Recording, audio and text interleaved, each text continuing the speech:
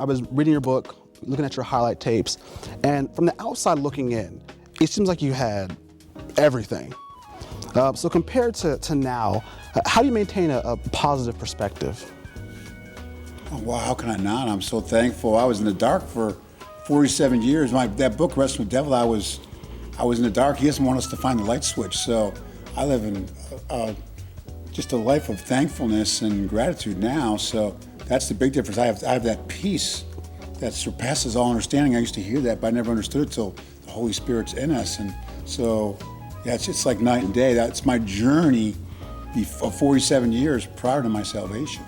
And then, but the difference the God made in my life supernaturally since then, on April 23rd of 06. Do you ever look back and say, God, why me? Why did this happen to me?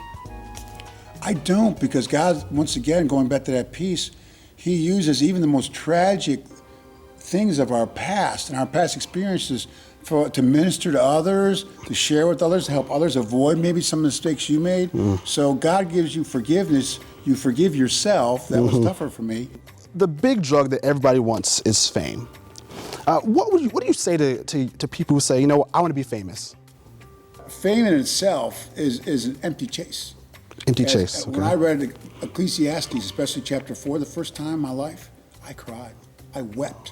Because he talks about toiling in vain after vanity and things in this world. Solomon was the all-time richest, wealthiest, most famous, wisest man on the earth. He said chasing after fame and fortune, those things he did, he made a study of it. And Ecclesiastes goes, it's like trying to grasp the wind.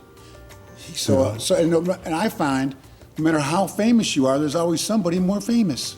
Right. What an empty chase. And when I was out with some of the biggest, rolling with them, it looked like from a worldly viewpoint, which I tell in my story, I was hanging on movie stars and TV stars, and it was the same thing for all of them. I used to go to Malibu.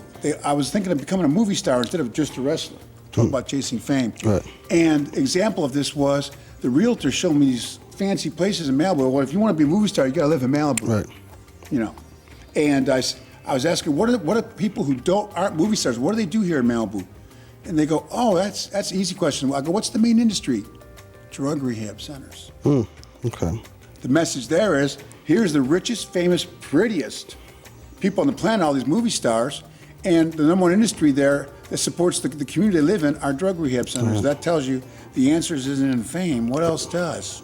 Wow. So that's basically saying that fame is really this hollow thing, and really it's not all that it's cracked up to be. Empty chase. Wow. Final thought is this. At the end of the day, what do you want your legacy to be? What the Bible tells me, to be obedient, stay in the center of God's will, and then we're to love our neighbors, meaning to serve others. So I want to use whatever talents, abilities, or gifts God's given me now, not for myself, but to serve others. And then the Great Commission. So how can you have the greatest news there ever was and not share it with others? So those are the three things I try to focus on. Excellent, excellent. Well, thank you so much for taking time. Appreciate it, Caleb. All right. Thanks for having me. That was Lex Luger. Now, for more interviews like this one, all you have to do is log on to cbn.com/inthegreenroom. I'm Caleb Kinchlow, and remember, after the lights, camera, and action, log on to In the Green Room.